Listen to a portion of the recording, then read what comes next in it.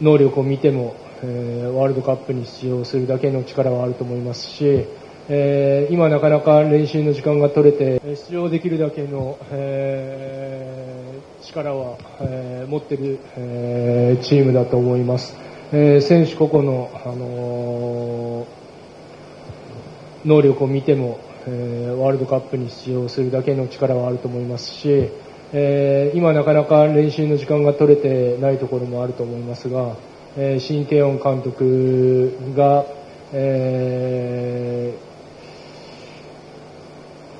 なかなか練習ができない、ニューフェイスのメンバーがいる中でも、うまくチーム作りをしていると思いますので、これが、時間が、経てばより結果にもつながってくる、ということを、今日の試合で感じました。あと何よりも先ほども言いましたけど、インドネシアのサッカー熱が素晴らしいと思いますし、今の、帰化選手を、強化の一環としているところも、国策として、国がサポートしている、ところは間違いなく、サッカーの、現場で、強化につながる部分かなと思います。まずは入りは実は悪くなかったかなと思っています。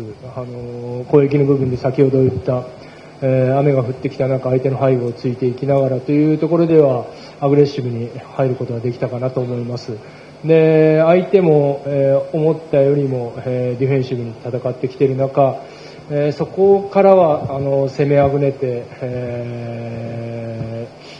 という部分では難しい戦いになったかなと思います。で1点目の前にまずは相手の1点目になったかもしれない、カウンターの、局面でザイオンが止めてくれたことは、非常に、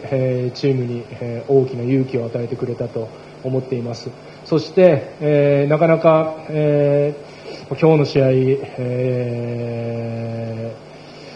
守備網を崩していくのは難しいかなという展開の中でおっしゃられる通り、